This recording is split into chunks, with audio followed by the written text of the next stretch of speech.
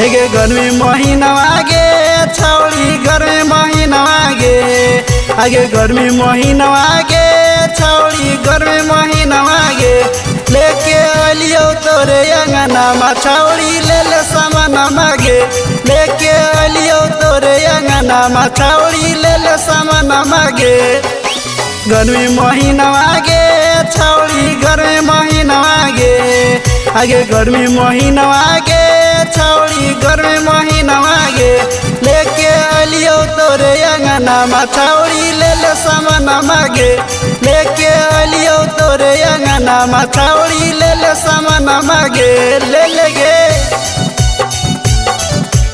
लेके अलियो तोरे अंगना मा छौड़ी ले ले सामान मागे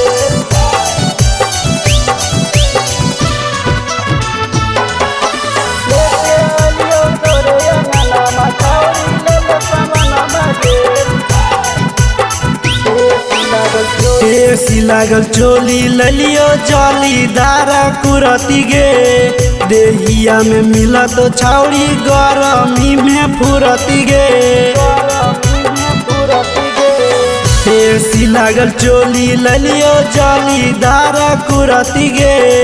देहिया में मिला तो छौड़ी गरमी में फुरती गे चूड़ी कंगनवा गे छौड़ी चूड़ी कंगनवा गे आगे चूड़ी कंगनवा गे छौड़ी चूड़ी कंगनवा गे लेके अलियो तोरे अंगना मा छौड़ी ले ले सामान मागे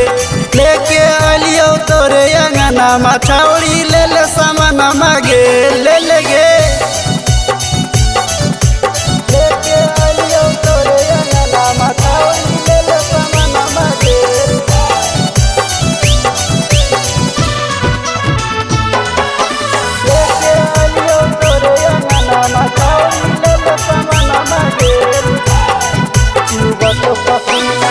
चुबत पसीना नहीं लगतो गे करमी राजेश रंगीलावा तोरा खातो ना बेसरमी